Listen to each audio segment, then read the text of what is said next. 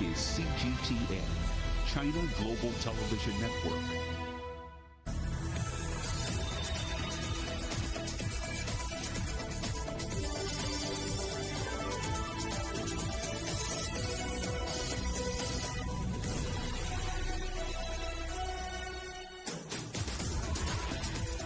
Hello and welcome to Global Business Europe. Live from CGTN in London, I'm Jamie Owen.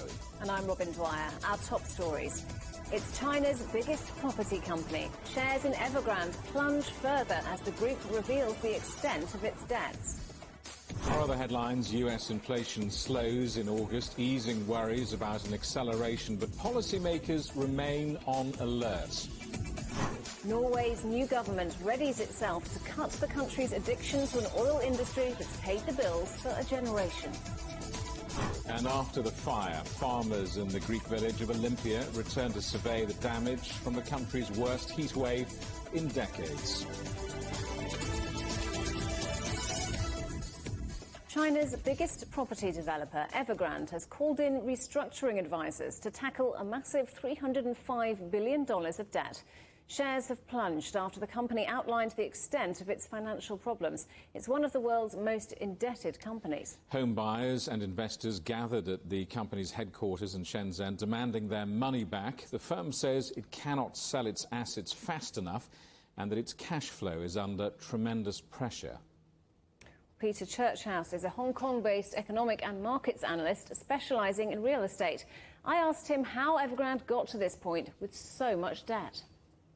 Evergrande is probably it is the most indebted property company in the world by a very substantial margin. And it's way more indebted than any other property company in China. But you can understand the growth of the property sector in China over the last 20 years. The urban centers now accommodate more than 300 million more people than they did 20 years ago. So you can imagine the amount of development that has had to go on to accommodate those people in the urban centers. And Evergrande has been one of the leading companies in that process. In doing so, it took on way more debt than any other company in the Chinese development universe. And as well as property, this is a company with a really diverse range of interests, from football clubs to electric cars to media. Is this a case of a company that spread itself too thin? Yeah, very much so. But still, most of the debt is really concentrated in the property business. But yes, some of these subsidiaries and other activities that the company has could actually be its savior in some respects, because some of these are possibly quite valuable businesses, and if they can be sold to other buyers or takers, it might help pay down some of the debt that the company has. But it has 300 billion US dollars of liabilities right now. About a third of that is debt, and 2/3 of those liabilities are money that it owes to contractors and suppliers, builders, and also to the buyers of the homes that it has sold. These people have put down deposits. So a huge liability, not just to the banks, but to many suppliers and buyers of property as well. So as you say, selling off parts of the business could be one way out, but so far no one's really buying.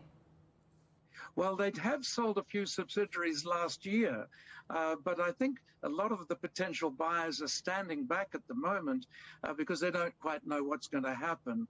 I think a lot of people suspect that the government will perhaps step in and encourage other companies in the system, both state-owned enterprises and also some of the private sector, to take over some of these assets and possibly also take over many of the property projects. It has property projects in something more than 200 cities all over China.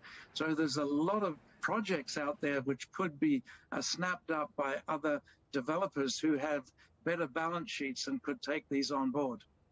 So as you say, a lot of projects ongoing. How important is the company's survival to the property market in China and also the banking sector? Well, the problem, of course, is not just the banking sector, but it's all the liabilities to all the other suppliers and contractors and the buyers of the property. I think the banking sector can probably survive this reasonably well. The banking system in China is very well capitalized. It's pretty well organized and pretty well run. But having said that, the risk of default of 50 or 60 billion US dollars of debt to one company is certainly not something that the banking sector looks forward to. And of course, there are many other companies out there, perhaps smaller companies than Evergrande, who also have significant debt and are at risk of default as well. Not so much in the listed company space, but certainly many smaller private companies as well. So Evergrande is really the tip of perhaps a slightly larger iceberg than we perhaps can see at the moment. Now, the rest of the day's news, and the opposition Labour Party has won Norway's general election, bringing an end to 8 years of Conservative government. The Labour leader, Jonas Gahr Støre, is now trying to form a new centre-left coalition government. The campaign in the run-up to the vote was dominated by climate change and Norway's oil industry, which is the country's biggest export. We have waited, we have hoped and worked so hard, and now we can finally say we did it. In this election, the Labour Party had one goal that was more important than anything else: a new government, a change in Norway after 8 years of Conservative politics and increased differences. A government based on community and justice, so that it will once again be the turn of ordinary people in this country. Jørgen Volstead is an associate professor of political science at the University of Oslo. He told me how this election result will impact the oil industry. One of the debates in Norway has been whether one should stop exploring for new oil fields. And that's it probably won't happen quite yet. And the major parties have the stance that they think the oil industry will sort of gradually scale back by itself because demand will diminish and Norwegian supplies will diminish. So this will be a slow, gradual decline. It'll have to be, won't it? Because let's face it, Norway, I think its oil exports count for something like 40% of exports. I mean, this would be no mean feat to have a fast transition. Yeah, and of course, Norway already has put a lot of its profits into its foreign sovereign wealth fund, which will be there anyway and will be of benefit to Norwegian citizens for many years to come. But the main issue here is that there are so many jobs still in the oil sector, so that if you scale back quickly, there's fear that the workers currently in that sector will not find new jobs. I think oil money has literally built the country's, is it $1.4 trillion wealth fund, which contributes a quarter of annual government spending.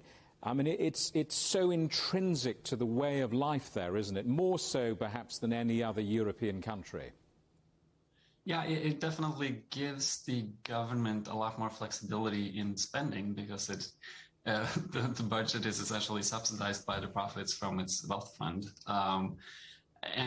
Yeah, so that's it makes a big mark on Norwegian society. And how would Norwegian society change if that status quo was to dramatically change? Well, so as I said, I think the wealth fund will still be there. There's this rule that the government should spend less than 3% of the total value of the wealth fund, which is the expected profits each year. And if they stay within those bounds, the wealth fund is expected to sort of remain at its size over time. So that extra flexibility for the government will probably remain anyhow. But as I said, the main issue is really, can Norway replace those jobs in the oil sector if it scales back its oil industry? I think this election result in Norway means now that all 5 Nordic countries will have left-wing leaders for the first time in, I think it's 62 years or something like that. I wonder how significant is that for the region and the wider EU? Well, it's hard to say, but you could at least imagine that it will be easier for those governments to cooperate. I mean, there is already a tradition for the governments in the Nordic countries to cooperate, but now if they all share a common ideology, it may be even easier. Wall Street is lower after bouncing earlier on news that US inflation cooled last month. That eased fears that the Federal Reserve may reduce stimulus early. Let's talk now to our correspondent, John Terrett in New York. So, John, the Fed maintains that inflation is transitory, but many don't believe it. No, that's absolutely right. You know, Robin and Jamie, this is the key talking point here at the Stock Exchange, and it has been for many weeks, and we've done it many times on our program as well. So here comes the Bureau of Labor Statistics today, giving us the latest inflation data. Many people say, what's inflation? It's rising prices, basically, in the shops. And we have not seen it for many years, but we're certainly seeing it now. So here are the numbers then. In August, the month that's just finished, US inflation appeared to ease off a little bit. So it's come off its multi-year highs. Now, this is the Consumer Price Index, which is the price that we all pay in the shops here. Now, for the month of August, it was up 5.3% on August last year. And between August of this year and July of this year, it was up 0.3%. Okay, now, in July, it was up a little bit more than that. It is therefore down just a little bit on the previous couple of months. If you take out food and energy, they've gone, and you've got inflation up 4%. And for the difference between July and August, it was up 0.1%. And this is because airline tickets have come down in price because of the COVID Delta variant, and used car prices are coming down now. Now, to address your intro and question directly, the Federal Reserve, the central bank, America's central bank, and the Biden administration think that this inflation is transitory and it will all go away as a problem by the end of the year. The reason they say that is because we've never come out of a downturn like the one we came out of because of COVID. And, you know, there are supply issues going on, both with attracting labor and also just bottlenecks of ports and things like that. So they say it'll all be no problem by the end of the year. Now, some economists are really not sure about this, and they worry that actually this is going to be with us for a lot longer to go, and that will end up hurting company earnings and therefore hurting the share prices. And people worry about it too, because across the board, if you go to the store, you go to the gas station, it does seem as if things are going up in price. And of course, if you're on a tight budget, then that actually means a lot. However, for the time being, today, and the markets reflected this earlier, but they're down now, it does look as if the Central Bank of America, the Federal Reserve, has got it right. But we need more data, and they need more data before we know with any certainty, Robin. So, John, let's talk about Apple. They've warned of a security flaw, and it's somewhat interesting timing. Yes, Apple, not Alipay. Let's not go back to Alipay from yesterday, for goodness sake. Apple does begin with A, though. It's a much easier story to understand. Because today they have a major product day, and they do this every so often. And, you know, Apple is one of those companies that just has fans. Not as many fans, I think, as when Steve Jobs and Steve Wozniak used to actually run the company. But Tim Cook, is going to be out there today in California, in an event they call California Streaming. Where's Mama Cass when you actually need her? And he's going to announce, we think, a new iPhone, the iPhone 13. The iPhone, Robin, accounts for about 50% of all Apple sales. We think he might introduce the Apple Watch 7. There may be the AirPods 3. We don't know, but I think there is going to be an iPhone, most definitely. Unfortunately, the store went down a few hours ago, which is not very good. And equally unfortunately, on this day, they've had to announce a bit of a whoopsie, really, because what's happened is they had to issue a patch for the iPhone because a lab in Toronto, Canada, which is the nearest Canadian city to us in New York, worked out that an Israeli company, in trying to find a Saudi person for reasons that I don't know, managed to exploit what turns out to be a loophole in the iMessage app. And if they can do it, other people can do it as well, possibly for very malign reasons. So the patch has been issued on this day when they were hoping for nothing but good publicity. I will tell you, if you have on your iPhone, if you look on your iPhone, if you've got 14.8, you're okay. And if you have a Mac, then you've got 11.6, you're okay. Anything less than that, you need to download the patch. John, it's good to talk to you. John Terrett there in New York. China's ambassador to the United States has called on the American business community to speak out on the need to improve trade ties. Meeting with the chief executive of major U.S. companies, Qin Gang urged Washington to roll back what he called unreasonable policies against Chinese companies. We want to do more business with you. But the problem is, how can we be allowed to do business as Europe? I hope that the U.S. side will meet with China halfway, follow the principles of mutual respect, equality, and the mutual benefit. You're watching CGTN. Still ahead, the UK unveils plans to get through winter and avoid another COVID crisis. We'll have the details next.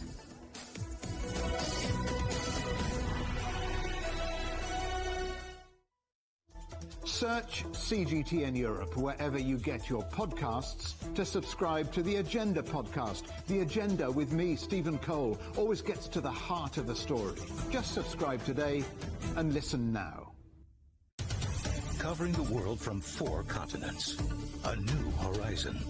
Teams in Beijing, Washington, D.C., Nairobi, and London. Who connect, interact, and inquire to bring you the stories that matter to all. The Link, only on CGTN. Facing the unknown is always difficult.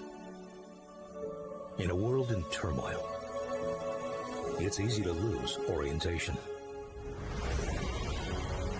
But when the storms come, we have to see the possibilities, reinvent, find new opportunities, discover a path forward. CGTN. See the difference.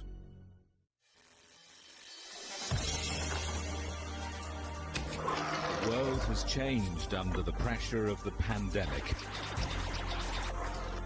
For many of us, life is returning to some kind of normal.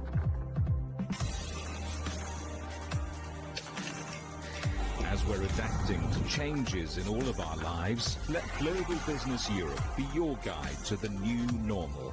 Join us weekdays on CGTN.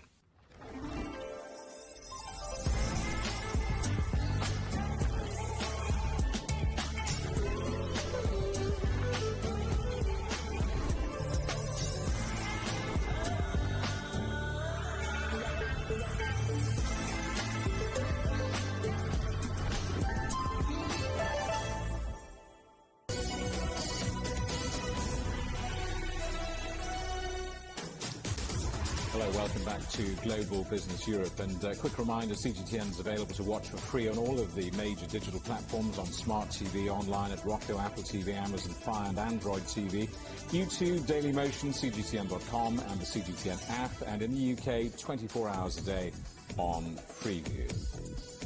Now, whether champagne is your tipple or Chinese tea, it's a year since China and the EU signed a landmark agreement to protect products from certain regions called geographical indications. The GI agreement covers hundreds of products. Luo Chen reports on the impact the deal has had on China-EU trade. From Germany's Bavarian beer, Italy's Parma ham, to China's pu'er tea and the Pishan paste. These are just a few of the nearly 200 agri-foods from the EU and China that are protected by the agreement on geographical indications. Geographical indications, or GI, are products with unique characteristics linked to their places of origin. It is not only a form of intellectual property, but also a quality guarantee. The agreement was reached by Chinese President Xi Jinping and his EU counterparts during a video summit held in September of last year. It officially entered into force at the beginning of March 2021. China says it has steadily boosted the China-EU trade during the past year. The agreement has provided comprehensive and effective protection for high-quality GI products and has better satisfied the needs of consumers from both sides. During the past year, China-EU agricultural trade has maintained the momentum of rapid growth even with the pandemic impact. This year's trade volume is estimated to surpass $30 billion. It's fair to say that the agreement has played a key role. The first 7 months of 2021 has seen China-EU agricultural trade volume grow by 16% to $19.4 billion. Currently, the EU is the third largest export market for Chinese agri-food and the third largest source of imports to the Chinese market, something considered a win-win. The agreement has further testified that cooperation for mutual benefit is the core of China-EU relations. The key lessons we've drawn from this is that China and the EU should stick to the comprehensive strategic partnership and deepen cooperation in a spirit of mutual respect. The agreement is expected to grow trade far beyond the current levels. Apart from the GIs already listed, the agreements will continue to expand in the coming 4 years to cover an additional 175 unique products from both sides. Rochen, CGTN. Hosok Lee Makiyama is director of the European Centre for International Political Economy and joins us now. Welcome, good to see you. Welcome back to the show. 1 year on, first anniversary. What is the real impact of this deal? Well, actually, the biggest impact is perhaps not necessarily in the commercial area, although the Chinese demand for high-quality foods, and as the Chinese consumer become even more sophisticated, there will be more demand for European products. But there's really a question also about ethics and also about the rule of law, where both sides actually decide not to counterfeit or produce any, let's say, fake purity or fake mozzarella. So it's really not just a trade win, but it is also a global governance win. Global trade with the United States, the EU and China has been mired in dissent seemingly for so long. I wonder, does this, on the face of it, look like perhaps a rare global trade success story? Well, unlike, let's say, cars, steels, and aircrafts, actually the food products, processed food rather than the base materials like meat and the crops, are less subject to these kind of trade disputes, although they are a very famous exception in recent times. And one of the shared, commonalities between the EU and China is that their farmers are increasingly looking to exporting and also the higher value added production. People in Europe is certainly starting to understand and study and appreciate original Chinese food rather than the let's say the secondary quality Chinese food that they've had in the past decades. So in a sense, this is actually one of the very rare success stories all around, and which is not really affected by the geopolitics of the trading system. But presumably this is niche product. This isn't mass product stuff, is it? Well, it depends on what do you consider to be niche. I mean, obviously, we have very famous products on the European side. For example, champagne is perhaps the most famous one. Less famous one are maybe Lithuanian vodka. And but in between, you have famous brand names like Rioja, you have Prosciutto di Parma, you have Mozzarella di Bufala, and all these products we really associate with either European regions or European countries. And on the other side in China, you have Jinshan pear, Jixiang apples, Zhonghe goji beers, and Anji white tea. And I assume that many of these products will be more famous to the European consumers as they understand and appreciate Chinese food in the future. Will there be more products added to this list, or is this it? Indeed, the list actually starts with 100 basic products, and which went actually into force March this year. So it's still a little bit early to see the full impact of this.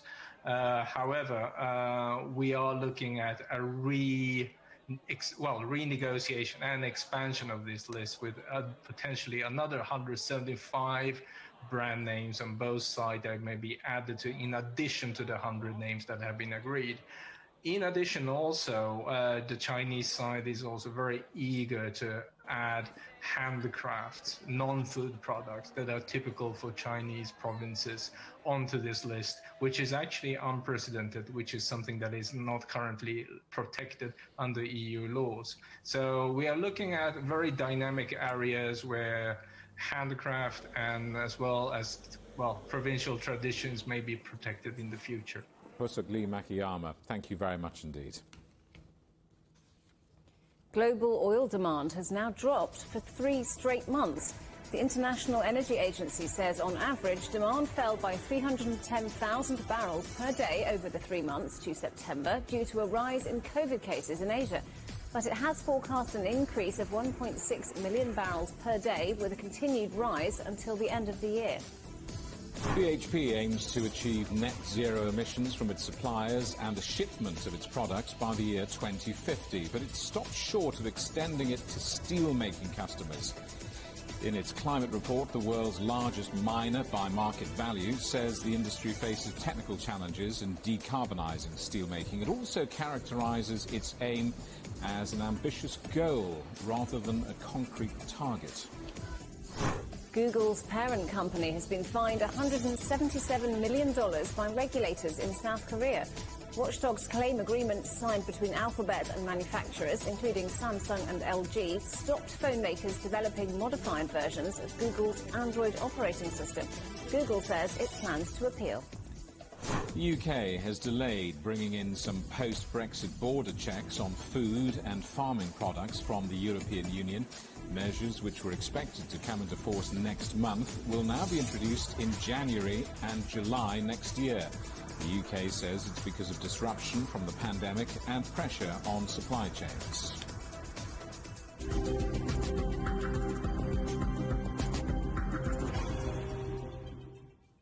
The British government has unveiled its winter plan for dealing with COVID-19, which includes booster jabs for people in priority groups.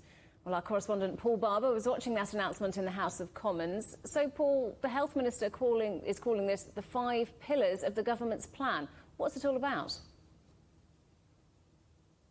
Yes, that's right, Robin. Sajid Javid laying out the government's blueprint for getting through the autumn and winter months and tackling COVID, laying out those 5 pillars of what the government is calling its Plan A to keep the National Health Service, the NHS, protected from being overwhelmed. At the centre of it is the continued rollout of the COVID-19 vaccine programme. Confirmation today that people over 50 years old, along with healthcare workers and vulnerable people, would get a 3rd dose of vaccine, a booster shot, beginning from next week. People who've had a 2nd dose at least 6 months ago. Also confirmation that young teens, 12 to 15-year-olds, will be getting 1 dose of the Pfizer vaccine. We also heard some details about how other illnesses such as flu will be tackled so that hospitals aren't overwhelmed. Britain will be experiencing its biggest flu vaccination programme ever, we understand. We'll also be getting more details about how the government plans to safely continue reopening international travel. The Prime Minister, Boris Johnson, gave a press conference just a couple of hours ago with the Chief Medical Officer and the Chief Scientific Advisor of the Prime Minister, mourning the loss of his mother. It was announced she died yesterday. And he said that there was a contingency Plan B if things did deteriorate. London leaves indicating signs of a change in season. But it isn't just the drizzle dampening spirits as the UK heads into autumn. With around 34,000 new COVID infections a day and 1,000 deaths in the past month, the British government's message is clear as it sets out its plans for what's anticipated to be a tough winter for the health service. COVID is still out there. The disease, sadly, still remains a risk. But I'm confident that we can keep going with our plan to turn jabs into jobs, and protect the gains that we've made together. With children now back in classrooms for the new school year and the delights of summer al fresco dining already fading, variants of the virus, Delta or otherwise, will continue spreading. But with new data showing the vaccine's solid success at preventing death and severe illness, jabs are at the centre of Westminster's rollback of emergency restrictions and their optimism that further lockdowns can be avoided. Within days, people over 50, younger, vulnerable people and health workers will be offered a third shot if 6 months have passed since their second, and 12 to 15-year-olds will be offered a single Pfizer jab to minimise disruption to education more than due to concerns for their health. Almost 99% of COVID-19 deaths in the first half of this year were people who had not received both doses of a COVID-19 vaccine. This shows the importance of our vaccination programme, and by extending this programme further, we can protect even more people. Ministers have already shelved plans for so-called vaccine passports to enter venues in England for now, but are keeping them in reserves if matters move in disturbing directions. Mask mandates and work-from-home directives are also in their back pockets, what they're calling Plan B. If all those control measures are being put in place, maybe we will have a little more control onto the pandemic itself, which will help the NHS to cope with other infectious diseases as those move along. However, it is not guaranteed how much scale we will have because we have relatively little time. So this means vaccines alone cannot be a real bet for reducing the impact of the pandemic. We need to consider other measures to reduce the transmission. And one best measure we can reintroduce is really the masks. As the nights draw in, COVID-19 will be harder to hide from. Leaders are banking on science and continued public support to mitigate this still very dangerous disease. Well, you heard it there. Jobs, jobs, jobs. If there are more jabs, jabs, jabs. A typical Boris Johnson flourish there. He and his government keen to do anything to avoid another lockdown this winter. They want to protect the economic gains that they feel they've made. Fresh data out today saying that the number of people being employed is now at pre-pandemic levels. 241,000 workers added to payrolls just last month. Job vacancies at record highs over the summer. So whether it's masks, work from home directives, or even COVID vaccine passports, Boris Johnson will entertain anything other than lockdowns if possible this winter. Robin. Paul Barber, thank you. You're watching CGTN. Still ahead, Washington hears a robust defence of the pullout from Afghanistan, but Europe warns talks with the Taliban may be needed to stop a humanitarian crisis.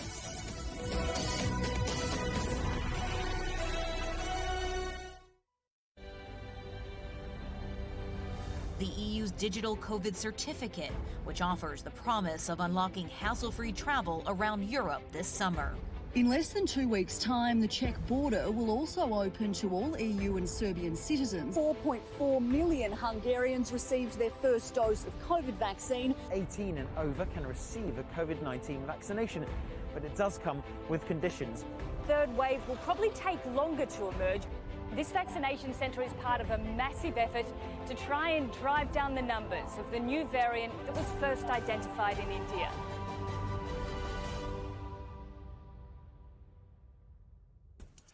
On the agenda with me, Stephen Cole, we look up into space. We look down into data. We look at debt. We look at politics. We look at opioids, climate change. We look at all the issues that really matter around the world. But you matter too. We want to tell the stories you want to see and hear about. Make it your agenda.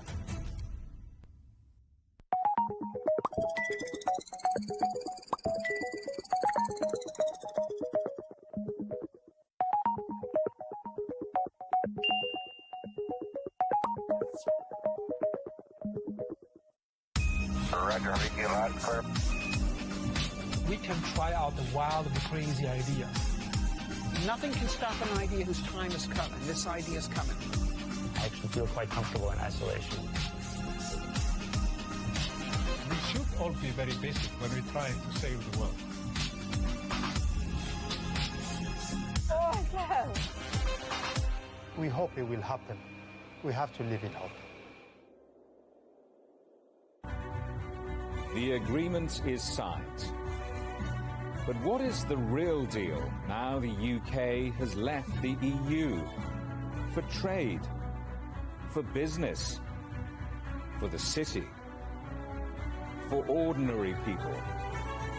Make sense of Brexit with CGTN.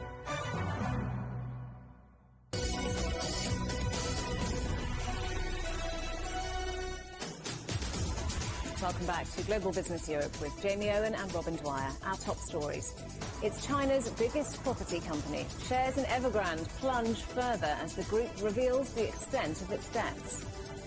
Our other headlines, US inflation slows in August, easing worries about an acceleration, but policymakers remain on alert. And Norway's new government readies itself to cut the country's addiction to an oil industry that's paid the bills for a generation. The EU has hinted it may set up a diplomatic presence in Afghanistan. Both Brussels and Washington have been debating their response to the Taliban's return to power. The EU's top foreign affairs diplomat, Josep Borrell, says world leaders may have no choice but to engage with Taliban leaders if they are to prevent a humanitarian crisis. In Washington, in a second day of hearings, Secretary of State Antony Blinken defended the chaotic withdrawal from Afghanistan. Osama bin Laden was killed in 2011. Al-Qaeda's capabilities were degraded significantly, including its ability to plan and conduct external operations. After 20 years, 2,461 American lives lost, 20,000 injuries, $2 trillion spent, it was time to end America's longest war. Well, let's talk to our correspondent Giles Gibson in Brussels. Giles, talk to the Taliban. This is probably not the news that many EU leaders wanted to hear. What exactly has Borrell said? Well, addressing the European Parliament in Strasbourg, we saw Josep Borrell describing this summer as the Afghan summer, really reflecting on the fact that governments all over the world have just been laser-focused on the Afghan crisis for about 4 or 5 weeks now. We also saw him laying out a bit of a roadmap about how the European Union is going to walk this really delicate line in terms of trying to deal with the Taliban. Take a listen to what he had to say. To have any chance of influencing events, we have no other options but to engage with the Taliban. Engaging doesn't mean recognition. Not. But engaging means talking, discussing and agreeing when possible. With the ministers at the Council, we agreed that the level and nature of this engagement will depend on the actions of the new government. As well as saying that there could be some sort of European Union diplomatic presence in Kabul in the future, we also saw Borrell saying that that's very much conditional on how the Taliban actually govern the country. He outlined what he called benchmarks, or really things that they'll be looking to see. That's things like protections for human rights, as well as access to foreign aid coming into Afghanistan in the future. And we also got a hint that he doesn't think that the protections for human rights have gone very well so far, saying that the new government, the new cabinet announced by the Taliban recently was neither inclusive nor representative. Giles, how has the Afghanistan crisis reignited the debate about the EU's military capabilities? Well, in the past, we've seen Josep Borrell saying that the chaotic withdrawal from Afghanistan was a wake-up call for Europe, really saying that Europe has just become far too reliant on the United States military all over the world. We then, after his speech, saw members of the European Parliament, which is sitting at the moment in Strasbourg, debating this issue of some sort of boosting of Europe's military capabilities. We saw some MEPs arguing that they need to be able to do things like airlifts to respond to crises like this that could develop in the future. And we saw other MEPs taking the other side, really saying that the response to 20 years of fighting in Afghanistan should not be more militarization. Jamie, it's worth noting that this is not a new debate. This debate over boosting Europe's military capabilities, this has been going on really since the late 90s and the Kosovo War. In the past, the United Kingdom was seen as being very anti-developing Europe's military capabilities. But of course, after Brexit, there's hope amongst some here in Brussels that they could start making some traction on this. Giles Gibson in Brussels, thank you very much. China has criticised the United States at a United Nations Human Rights Council meeting in Geneva, saying it should be held accountable for any rights abuses stemming from its military intervention in Afghanistan. China's intervention comes a day after the UN rights chief said it was finalising its report on allegations of serious violations against Muslim Uyghurs in China's Xinjiang. Penelope Liech reports. Delivering joint statements on behalf of several countries, China's representatives called for peace and security to protect human rights across the globe. China also targeted the US for criticism. China's representatives have called on the Human Rights High Commissioner to hold Washington and its allies accountable for military intervention in Afghanistan over the last 20 years and for the deaths of civilians and any allegations of torture to be impartially investigated. The perpetrators must be brought to justice, and victims deserve justice and remedy.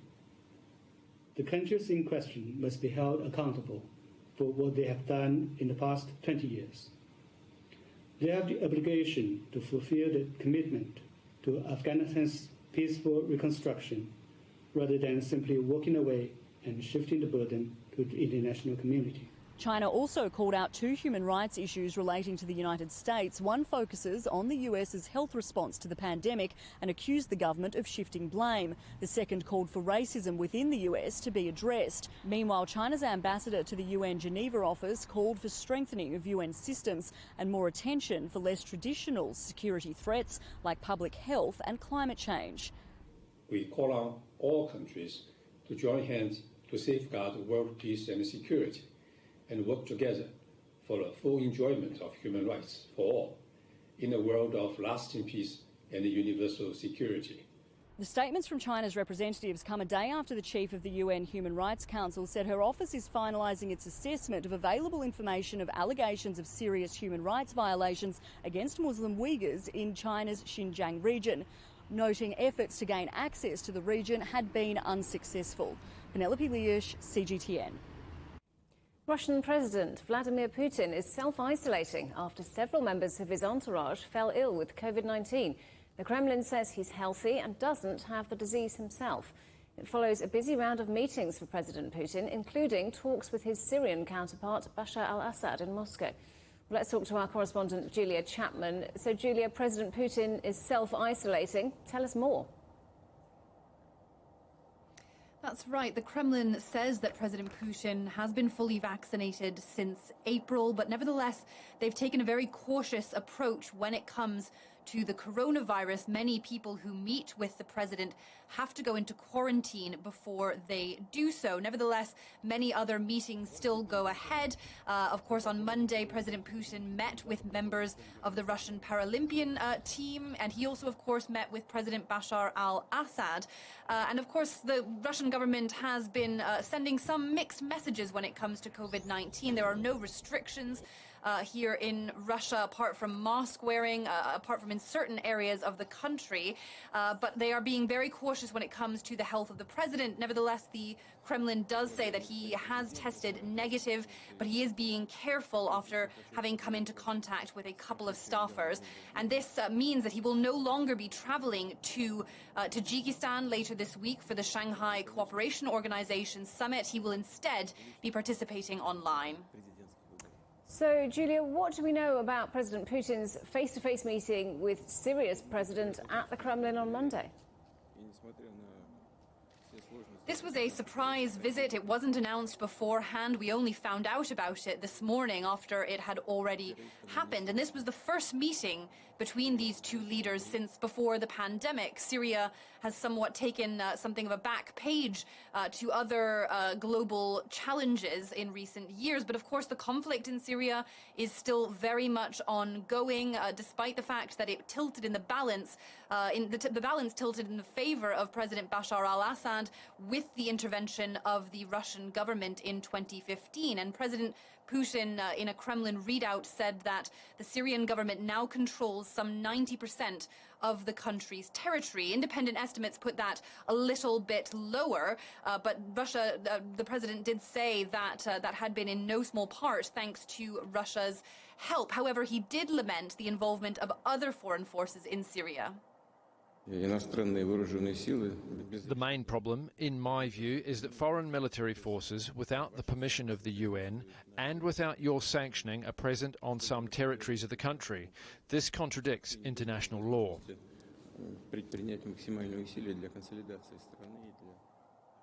That was a reference, of course, to American and Turkish forces which have continued to back the rebels fighting the government of Bashar al-Assad, but that is happening in ever-shrinking territory of Syria, and certainly it does seem that the Assad government very much having the upper hand there.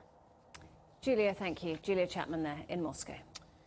Top nuclear envoys from Japan, South Korea and the United States have been meeting in Tokyo a day after the DPRK conducted a long-range cruise missile test. Analysts say the weapon, which Pyongyang described as strategic, could have nuclear capabilities. The diplomats agreed urgent dialogue is needed for nuclear disarmament of the Korean peninsula. US President Joe Biden has thrown his support behind California Governor Gavin Newsom ahead of a vote that could remove him from office. The recall vote will see Californians decide if they approve of Mr. Newsom, and if not, who should replace him. He was democratically elected and took office in 2019, but Republicans are hoping to unseat him early over his handling of the coronavirus pandemic. States of emergency have been declared in Texas and Louisiana after Hurricane Nicholas made landfall. It's now weakened to a tropical storm but is expected to linger. The National Hurricane Center has warned of potential life-threatening flash flooding and widespread power outages. New York has become the first US city to require people to prove they've been vaccinated against COVID to go into a host of venues. Just over half of New Yorkers have had their vaccinations, and city officials are hoping the policy will encourage more people to get theirs. But there's been a mixed reaction from businesses. Karina Huber reports. To enter restaurants, gyms, bars, and some other entertainment venues in New York City, people now must show proof of a COVID-19 vaccination. The city's mayor says the mandate should compel hundreds of thousands of New Yorkers, particularly young ones, to get a shot. We love our arts, our culture, entertainment, restaurants. We love all these things. They're part of who we are. Knowing that the way you connect with these things is through vaccination is going to move people to get vaccinated. Proof of vaccination can be done in a variety of ways. Patrons can show a copy or photograph of their CDC vaccination card or upload their status to one of several apps accepted by the city. Enforcement of the new mandate begins this week. Inspectors will visit restaurants and other establishments to ensure they have the proper signage posted indicating the new rules and that they are enforcing them. Failure to comply could lead to fines that start at $1,000 for the first violation.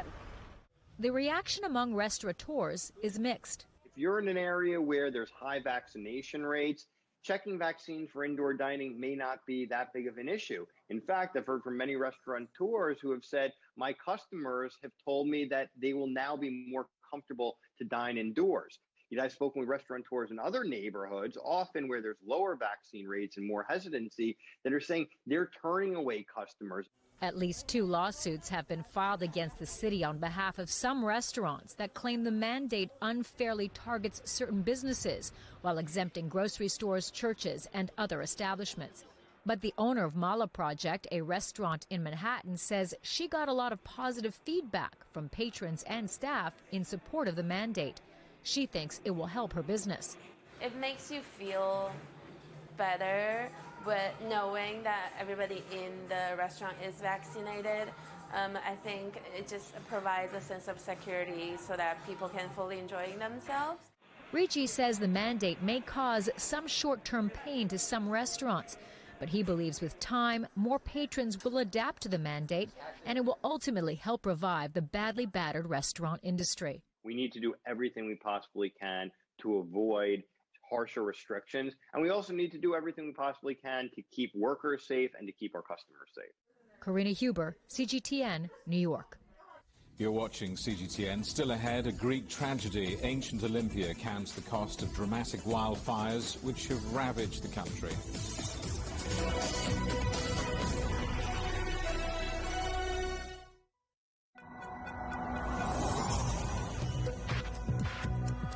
Each day, there are millions of stories. Each one can open new perspectives, new possibilities. Wherever you look, we are there. To see, discover, explore. We put the pieces together to find what really matters to you, all around the world, all around the clock. Our reporters are at home across the globe. From our headquarters in Beijing and production centers in Washington, Nairobi, and London, China Global Television Network. Stories from across the globe, reaching people across the globe.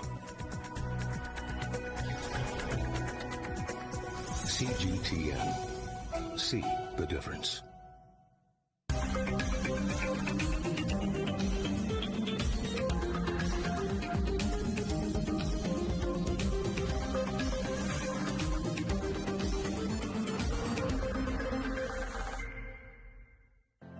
Mari, what would you say is a good question?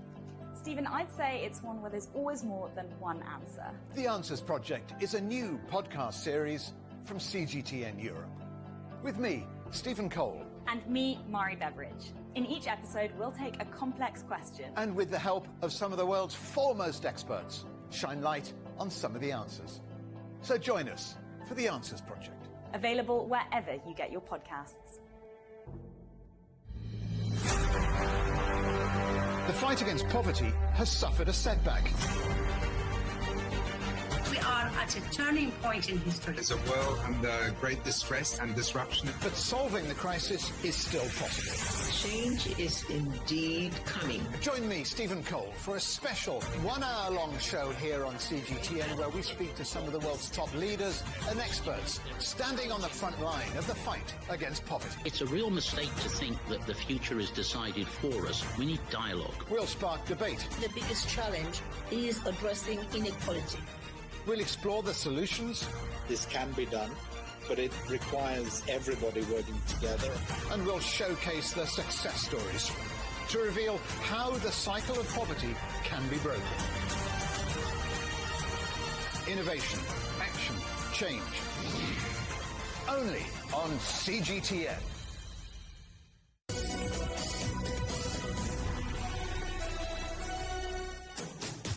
Welcome back to Global Business Europe. Farmers in the Greek village of ancient Olympia have returned to survey the damage caused by weeks of raging wildfires during the country's worst heat wave in decades. Evangelos Ipsas reports.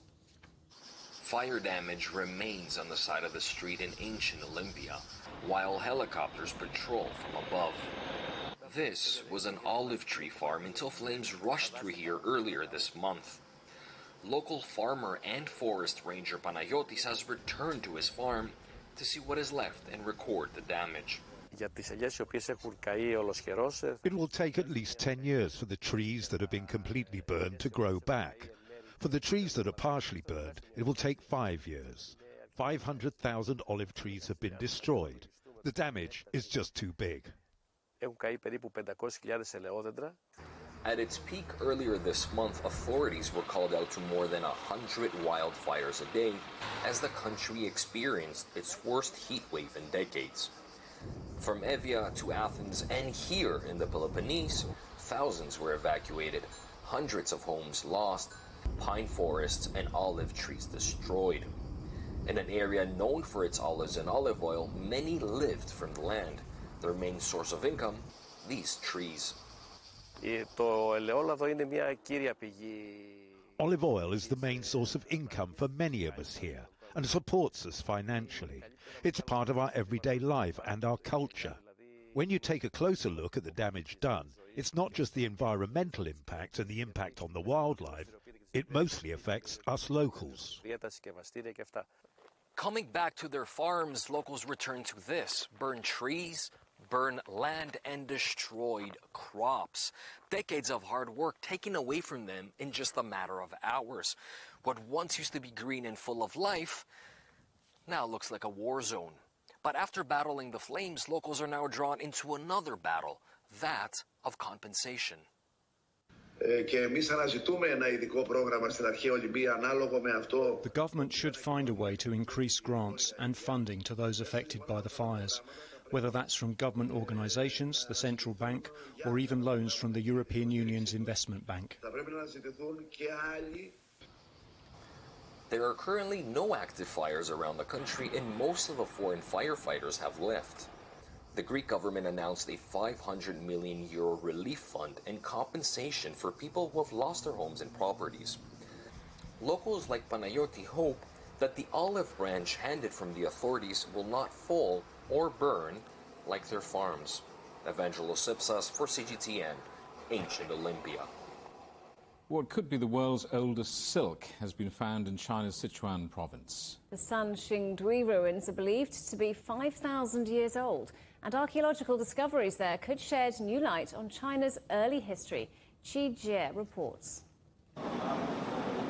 After 6 months of research, the black materials have been identified as juan or spun silk, qi or figured woven silk material, and braided fabric. But it's no longer possible to identify their original colors. Researchers used the white and black pieces of paper to better show the structure of juan and even illustrated how to produce juan on site.